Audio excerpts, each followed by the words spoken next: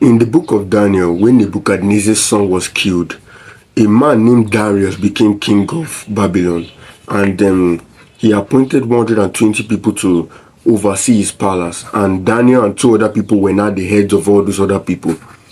The Bible said that Daniel soon showed that he was more capable than every other person. And because he was more capable, the king considered putting him above all things. And then his other supervisors were not jealous of him and they wanted to bring him down. And the Bible said that they scanned through everything that Daniel did to find something wrong with the way he handled the affairs of the palace, to see whether he did anything dishonestly so that they can expose him and they can kill him. But they could not find anything. Did you catch that? Daniel's capability and his wisdom and his ability and his excellence brought him to the top. But it is his honesty that kept him at the top. Because if he was capable and exceptional, but he was dishonest, those people would have been able to bring him down. Therefore, your value will bring you before kings, but your purity of heart will keep you before kings. Your value will bring you to the table of greatness, but your honesty will keep you at the table of greatness.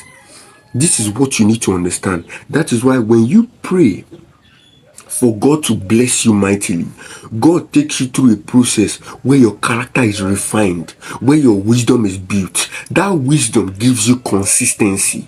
That consistency means that you will get to the top and you will never fall down. People in this world today, they just want fast success. They want to blow. You don't blow, you grow. When you blow, you scatter. When you grow, you bear fruit every season, again and again and again.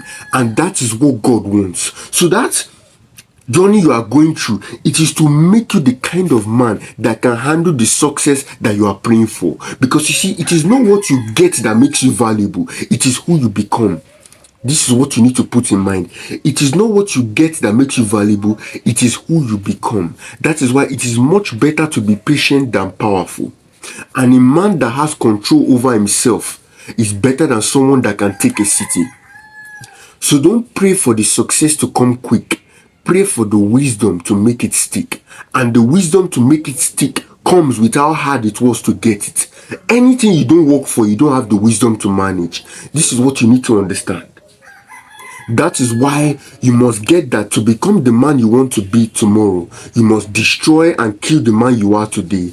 Jesus said that except a seed of corn goes into the ground and dies, it abides alone. The same way, the man that you are today must die for the man that you want to be tomorrow to emerge. This is what you need to understand. Change is painful in the beginning, confusing in the middle, and beautiful in the end. If it was easy, then everyone would have it or would have done it. It being hard is what makes it valuable and what makes it something that people will clap for you for. You cannot get the extraordinary while you are doing only the ordinary.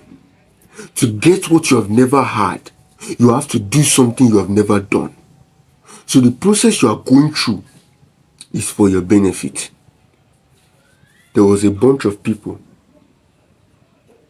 A group of people were carrying a cross, a long, gigantic cross, a big cross on their back. And when they were carrying it, one of them, a man that was one of them, the cross was very heavy for him. It was very big for him. So he now took his sword and he started to cut from the cross. He made the cross cut shorter and he made it smaller. When he made it smaller, the thing was not easy for him. He now got to a place in the race where him and every other person, they needed to put their cross across because the road was a cliff. You know that thing where there is no bridge? You'll be in a place where there is no bridge, but you cannot jump over. You need to put something like a wood to walk to the other side. Yes. The people that were walking with him, all their crosses could reach the other side so that they can walk on it to go to the other side and carry their cross and continue the race. But because he cut his own short, his cross could not reach the other side. Therefore, he could not finish the race. The problems you are going through now, is to prepare you for the bigger challenges that you will go through in the future. When God wanted to free the children of Israel from Egypt, the Bible said that God said to himself, he said that I will not lead these people through the road of Philistia. I will take them through the wilderness so that they can learn to trust me. Because if I take them through this Philistia road and they learn that they have to fight in the land of Canaan, they will run back and run away in fear.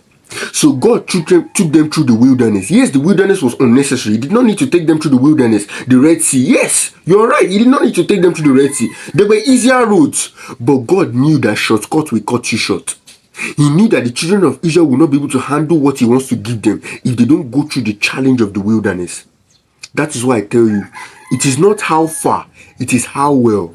What determines the end of your process is the kind of person you are, not the kind of environment you are in. That is why after 20 years, God wanted the children of Israel to go and take the land of Canaan. But because they rebelled against him and they were afraid, God told them, get your ass back in the desert. That alone should tell you your inability to learn the lessons God wants to teach you through the pain he's sending to you is what is making the pain to continuously linger in your life.